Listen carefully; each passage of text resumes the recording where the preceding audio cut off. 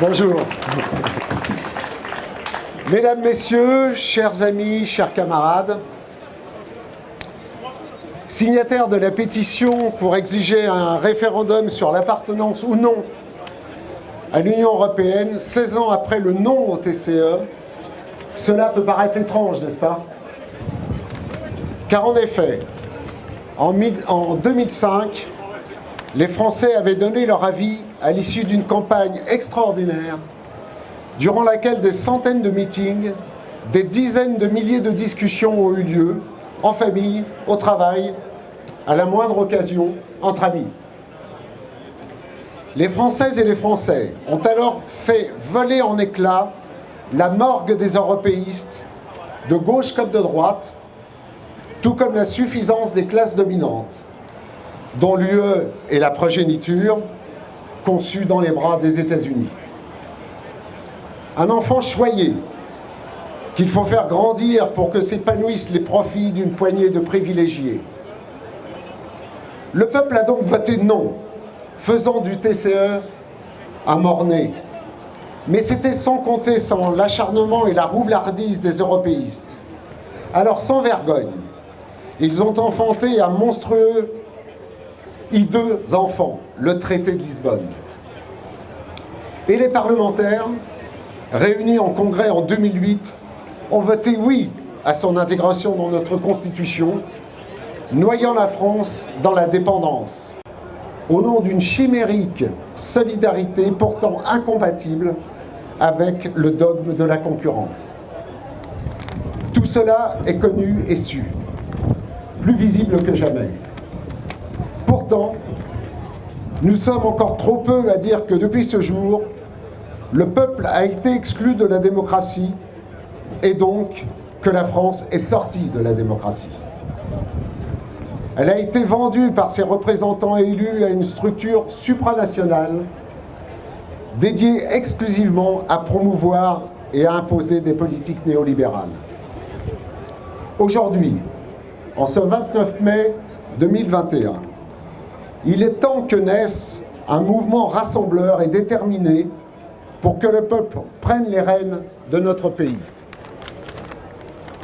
Ce matin, le Pardem, au nom duquel je m'exprime, était présent pour rendre hommage aux communards qui ont été écrasés, déportés, assassinés, parce qu'ils revendiquaient souveraineté nationale et populaire, égalité et fraternité, tout autant que la liberté pour toutes et tous.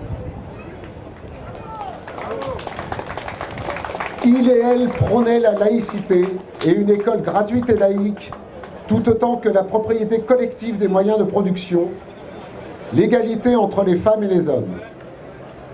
Patriotiques, ils arboraient le drapeau de la nation, ainsi que le drapeau rouge, et voulaient une république sociale. 150 ans après, notre combat pour la libération de la France, de l'occupant supranational, s'articule avec la volonté de bâtir une république sociale, véritablement laïque, débarrassée des profiteurs qui polluent la vie publique. Oui, l'Union européenne est bien un adversaire à abattre, car c'est l'agent le plus efficace de la mondialisation néolibérale, celle qui a fait main basse sur les peuples, les pays et leurs institutions, sur la culture, les médias, et qui prive chacun de sa citoyenneté et de sa liberté. Nous conjuguons sortie de l'Union européenne et internationalisme. Et nous ne sommes pas les seuls. Depuis 5 ans, une coordination européenne pour la sortie de l'Union européenne, de l'euro, de l'OTAN et du néolibéralisme travaille et s'exprime. Des organisations françaises, italiennes, espagnoles, grecques, autrichiennes forment le cœur de cette coordination. Et quand on regarde les situations économiques, sociales, politiques de chacun des pays de l'Union européenne, le constat est flagrant. Les mêmes directives, les mêmes réformes antidémocratiques, antisociales, partout le chômage grandissant, la précarité et les travailleurs mis en concurrence. Alors, au nom de Pourquoi devrions-nous bêler à l'Europe sociale et écologique avec le troupeau? Par lâcheté? Par résignation? Ou pour quelques poignées d'euros? Non. Mouton noir en 2005, parce que nous défendions le non au nom de la démocratie. Nous restons des moutons noirs et nous ne craignons ni les injures ni les sarcasmes de ceux qui ont mis genoux à terre. Amis et camarades, nous sommes restés debout pour reprendre ce qui nous appartient. Une souveraineté pleine et entière, indispensable pour construire un nouveau régime politique au service du peuple et tout particulièrement des classes dominées. Tel est l'engagement du Parti de la démondialisation. Je vous remercie.